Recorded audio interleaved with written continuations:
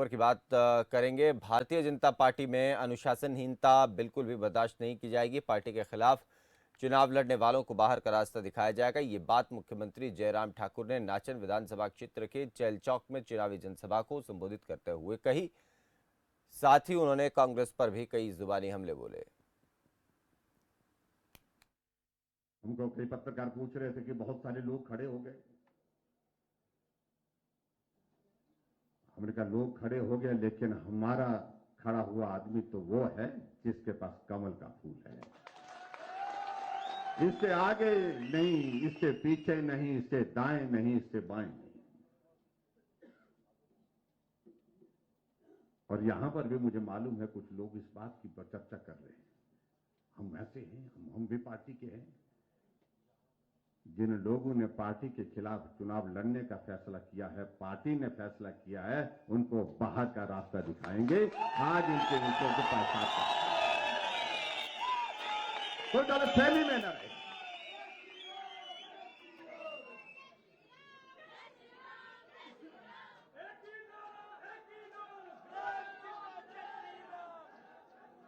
ये संभव नहीं है।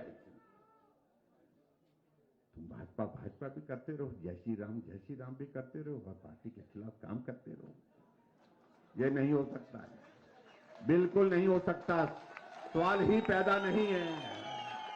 बड़े साफ शब्दों में हम इस बात को कह रहे हैं। यहां जितने भी बैठे हैं, जुलाई महीने के बाद बिल आया, लेकिन कितना आया? 0 आया। हाथ खड़े करे बोला।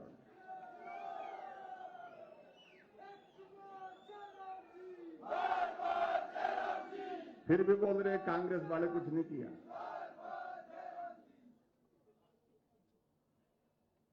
हमने पक्का ही, तुमको ये नहीं पता कि जयराम ने पक्का इंतजाम किया है उनका, कांग्रेसियों का।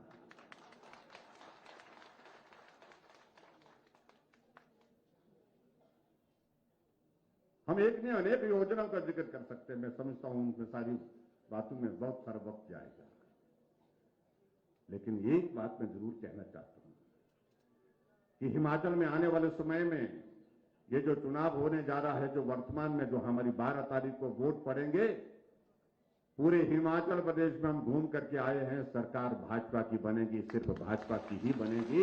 इस बात को हम दावे के साथ कह सकते हैं। थोड़ा गुस्सा तो आता, मैं तो बड़ा सीधा आदमी हूं, लेकिन कई बार आ जाता है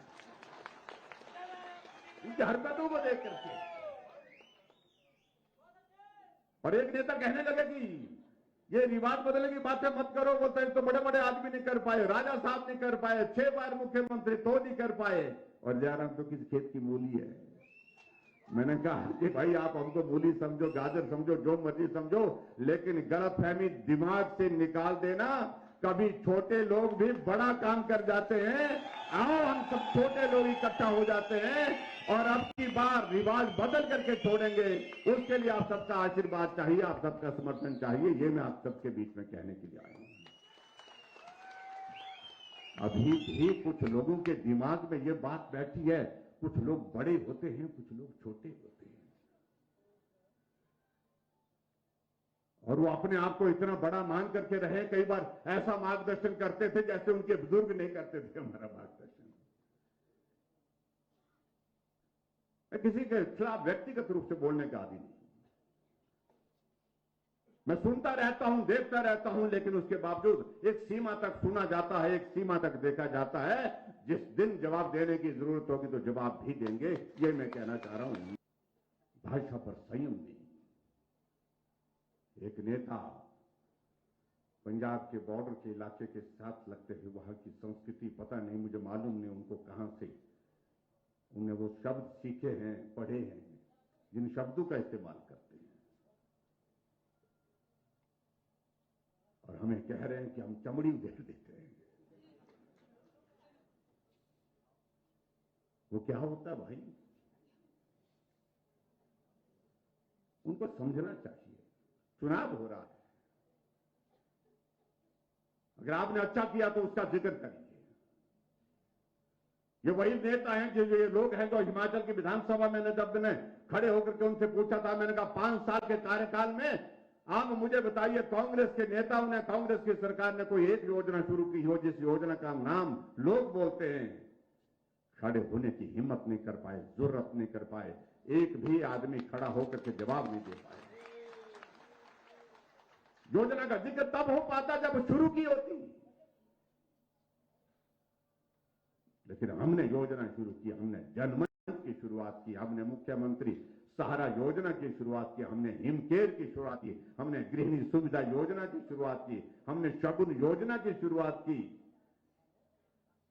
हमने स्वावलंबन योजना की शुरुआत की।